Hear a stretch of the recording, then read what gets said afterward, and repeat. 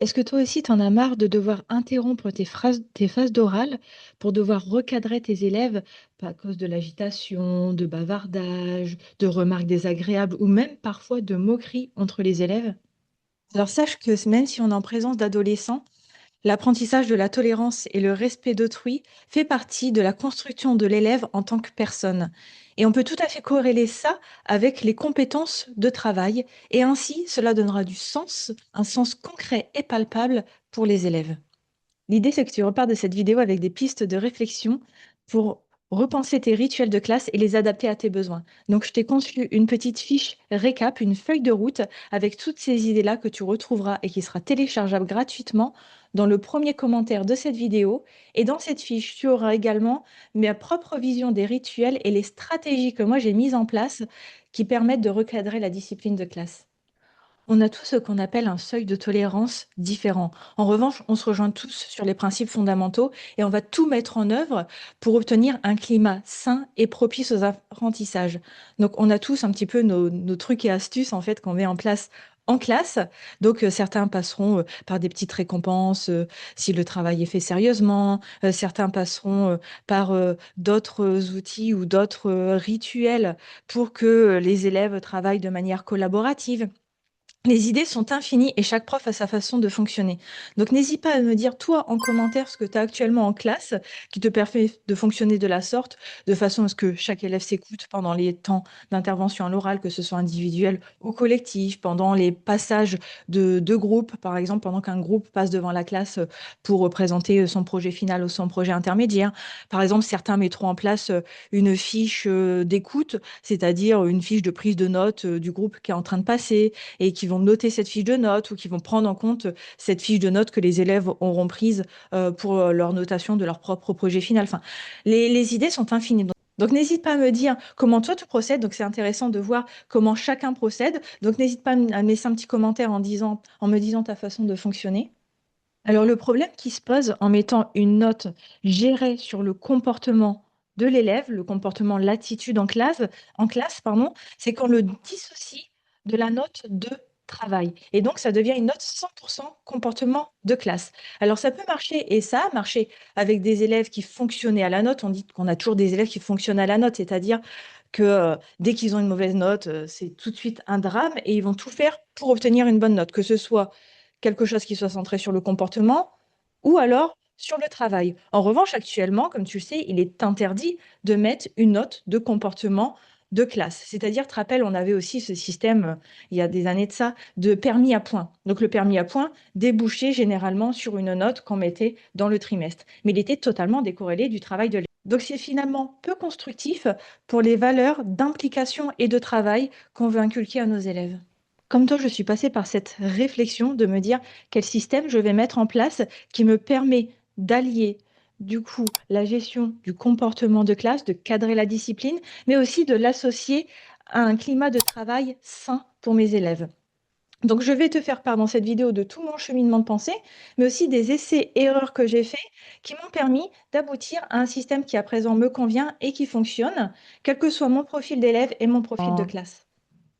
Alors, pour être tout à fait honnête avec toi, quand j'ai commencé, quand j'ai pris pour la première fois ma propre classe en responsabilisation, c'est vrai que je suis arrivée un petit peu naïve en me disant, bon, bah, j'ai pas besoin d'instaurer le règlement de classe parce qu'ils ont déjà un règlement dans le carnet de liaison. J'ai pas besoin, en plus d'imposer mes propres règles, ça va de soi, qui vont venir bien élevés, ils vont s'écouter, etc. Parce que la seule expérience que j'avais vue, c'était mes stages que j'avais fait les années auparavant. Mais pendant ces stages-là, ce qu'il fallait pas oublier, c'est qu'il y avait déjà un prof qui avait déjà instauré ses propres règles depuis le début de l'année. Donc les élèves suivaient déjà des règles précises.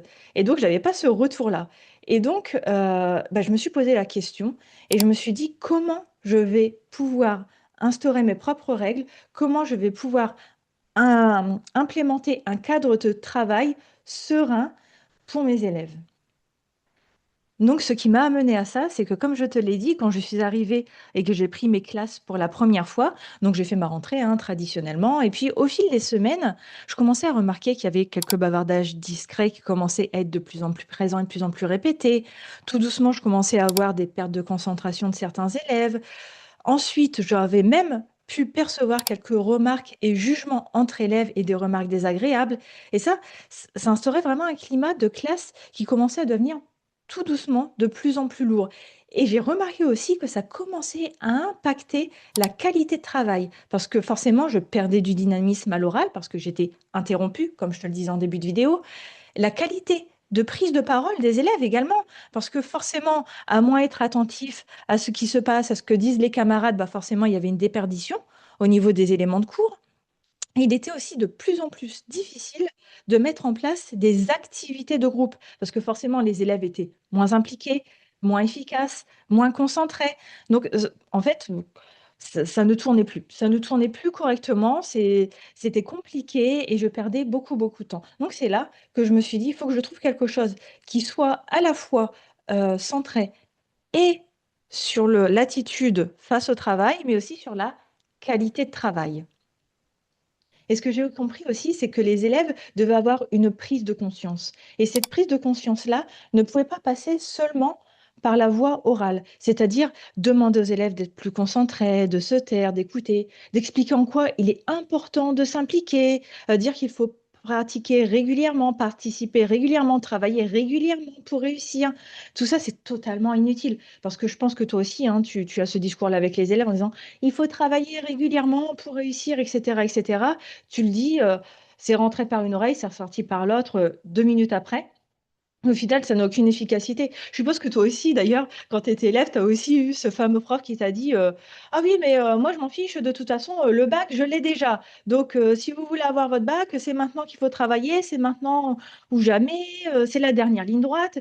Et on va être d'accord, ce discours-là nous a jamais mené à rien, ça nous a jamais fait prendre conscience de ce qu'il fallait faire et ça nous a jamais fait changer.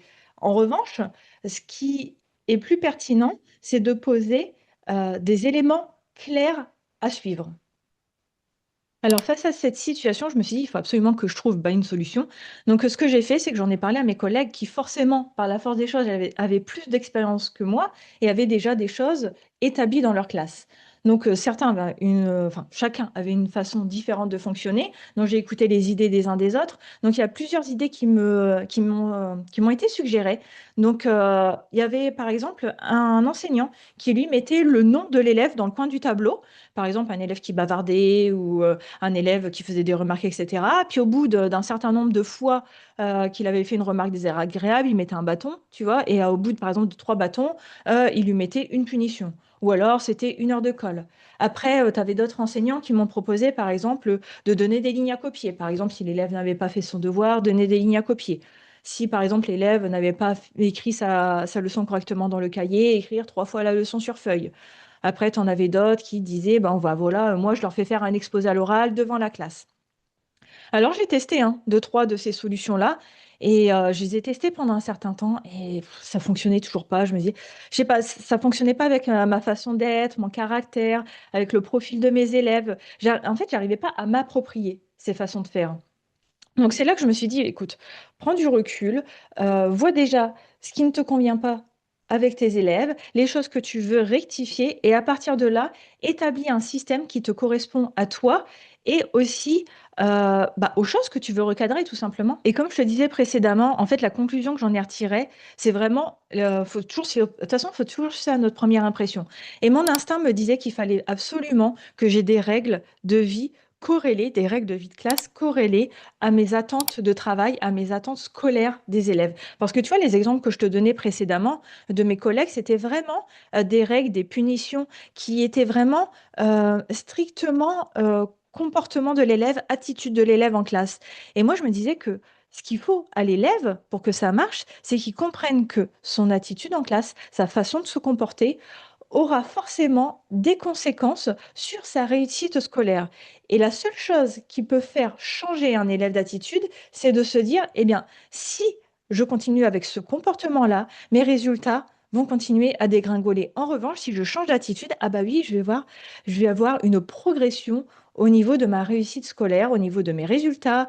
Je vais me sentir à l'aise en classe, je vais réussir à participer à l'oral, je vais réussir mes évaluations, je vais réussir à créer des projets, par exemple des projets finaux créatifs, à pouvoir travailler aussi avec ma camarade hein, dans les travaux de groupe, proposer moi aussi mes idées.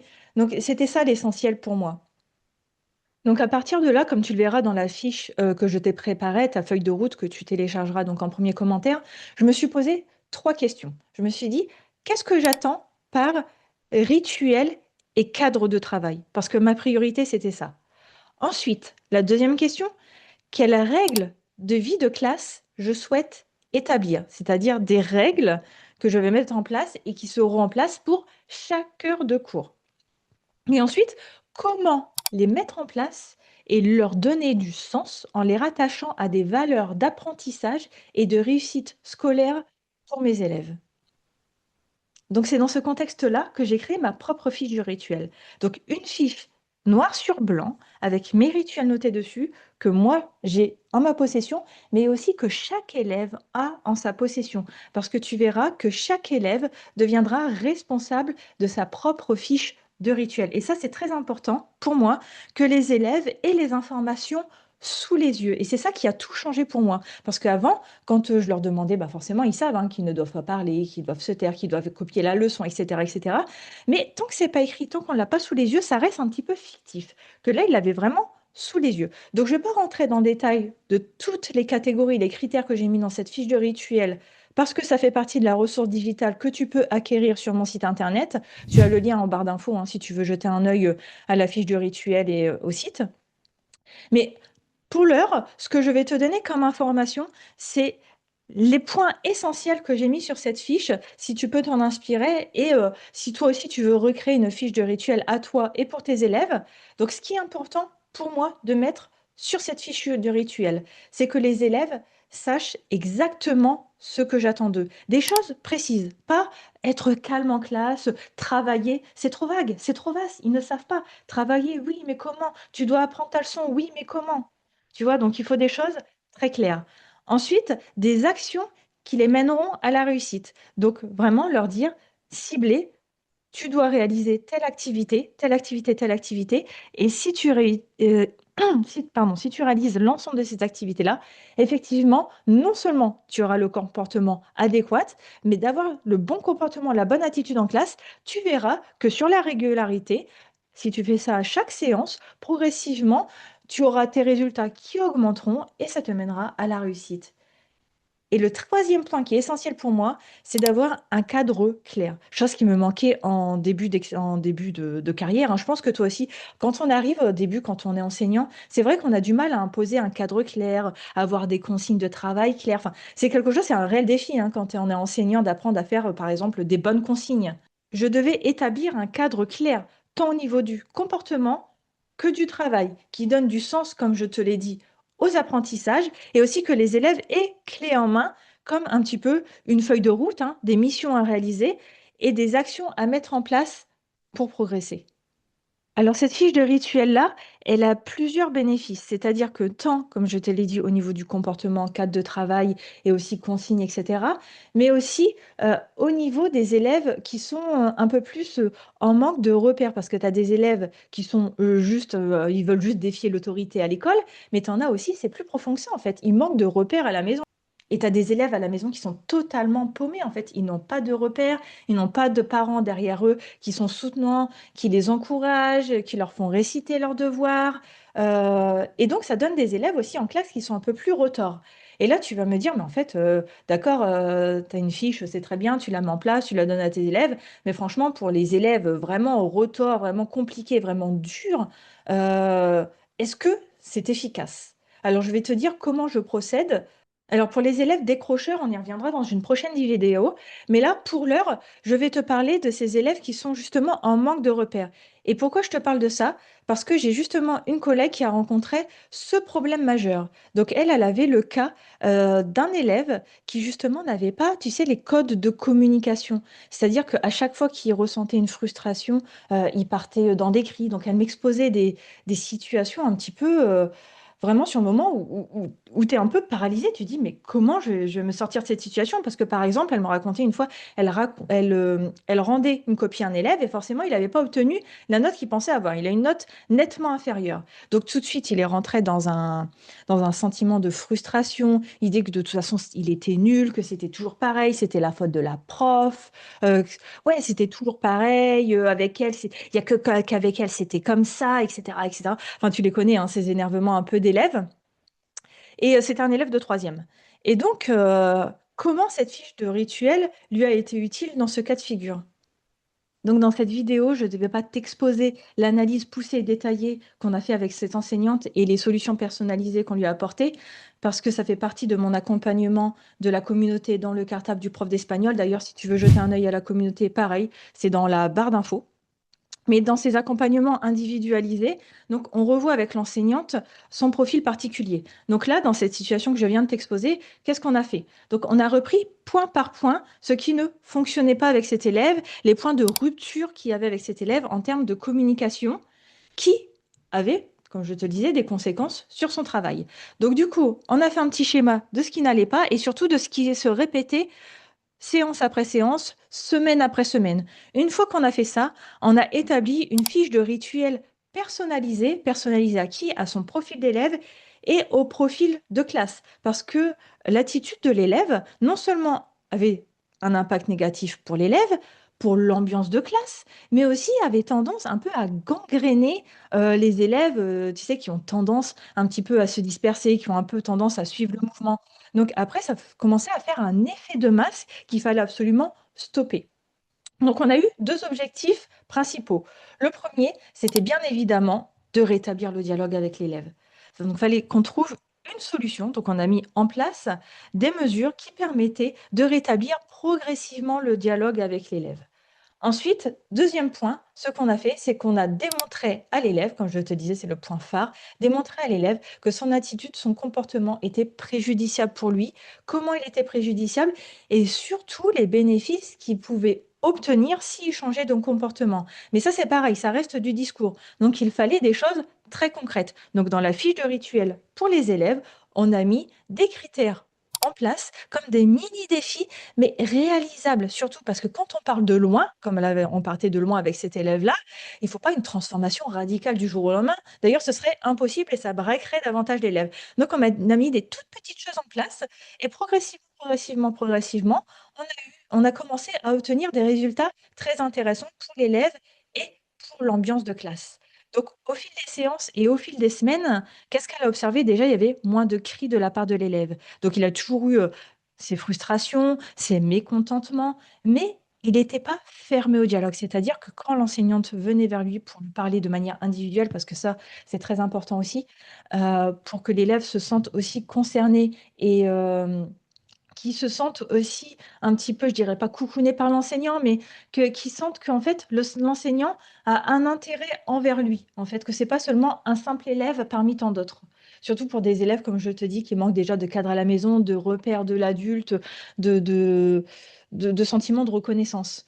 Donc, moins de cris, moins de révolte de la part de l'élève, et elle a pu commencer à entamer ce fameux dialogue.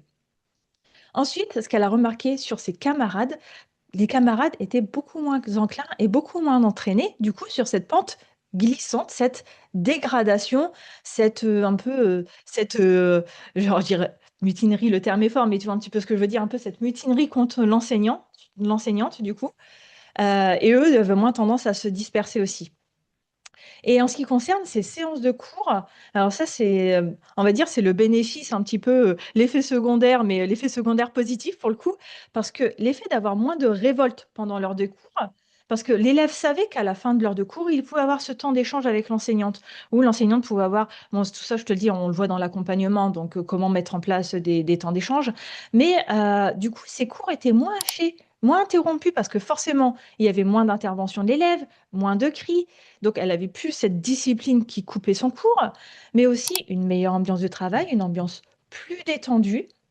Et aussi, quand elle finissait ses heures de cours, elle me dit: «Je suis beaucoup moins fatiguée», parce que c'est vrai que quand je terminais une heure de cours avec eux, j'avais l'impression, mais d'avoir fait, 6 heures d'affilée alors que j'ai fait qu'1 heure de cours et encore 1 heure, on est d'accord, c'est 55 minutes, hein. Donc elle finissait ses heures de cours sur les enfin, son heure de cours sur les rotules alors qu'elle avait encore 3-4 heures de cours qui suivaient. Ses journées étaient, et c'était vraiment la cata. Donc là, c'est vrai qu'elle me dit: «Bon, bah, je retrouve un petit peu plus de plaisir à enseigner, moins d'appréhension aussi à retrouver cette classe». Donc comme je te dis, hein, c'est pas du jour au lendemain, mais comme quoi que des rituels de classe, s'ils sont bien choisis et c'est là, en fait, la clé, c'est qu'il faut bien choisir ses rituels de classe en fonction des problématiques qu'on rencontre. Donc elle a pu obtenir des résultats progressifs et il fallait aussi qu'elle croie en sa fiche de rituel. Donc l'effet aussi d'avoir sa fiche de rituel noir sur blanc, ça donne aussi plus de crédit pour l'élève. Donc, comme je te le disais, quand on a des situations un peu particulières, le tout, en fait, c'est de personnaliser sa fiche de rituel par rapport aux problématiques qu'on rencontre. Donc, ce qu'on a fait avec cette enseignante, c'est que grâce à la communauté, j'organise des visios régulièrement. Donc, à chacune des visios, on faisait un point, on réajustait, on modulait au fur et à mesure des réussites, de ce qui fonctionnait, de ce qui fonctionnait pas. On réajustait jusqu'à le temps qu'elle aboutisse à sa fiche finale qui lui convienne à elle et à ses élèves. Donc concernant la fiche, ma propre fiche, moi, j'ai pris des problématiques que je rencontrais et qu'on rencontre très régulièrement et moi, je la mets en place dès le début de l'année, dès la première heure de cours avec chacune de mes classes. Comme ça, les élèves savent où je veux aller, ce que j'attends d'eux et ce qui leur permet de réussir. Donc, ce que j'ai appelé 13 rituels vers la réussite. Si pareil, tu veux en faire l'acquisition, tu peux la retrouver en barre d'infos, tout simplement. Je l'ai accompagnée d'une fiche, d'une vidéo dans laquelle je t'explique comment je la mets en place avec mes élèves et les questions-réponses qu'ils m'ont posées. Et donc ça, c'est très important et c'est le dernier point que je voulais te transmettre, c'est que lorsque tu mets en place cette fiche, il est très important de prendre un temps avec tes élèves pour l'expliquer, pour qu'eux aussi posent leurs questions. Parce que plus ce sera clair pour eux, plus ce sera évident pour eux, moins ils se poseront de questions et plus ils la suivront et moins tu auras de problèmes par la suite. Donc voilà, on en a fini pour cette thématique. Donc n'hésite pas, comme je te le disais, à télécharger ta feuille de route qui, elle, est gratuite en premier commentaire de cette vidéo. Et n'hésite pas à me faire toi un retour de tes pratiques, les problématiques que tu as aussi rencontrées très régulièrement avec certaines classes ou à chaque début d'année, et comment toi tu les as solutionnées, si c'était grâce à une fiche de rituel qui allie rituel de travail et cadrage de la discipline, ou si tu as des rituels qui sont en lien directement, par exemple, avec une façon de fonctionner. Enfin, n'hésite pas à me faire un petit retour, c'est toujours intéressant de voir comment fonctionnent les uns et les autres. Et puis nous, on se retrouve dans une prochaine vidéo sur les rituels de classe, mais cette fois-ci pour parler animation de classe. Donc je te dis à très bientôt dans une prochaine vidéo.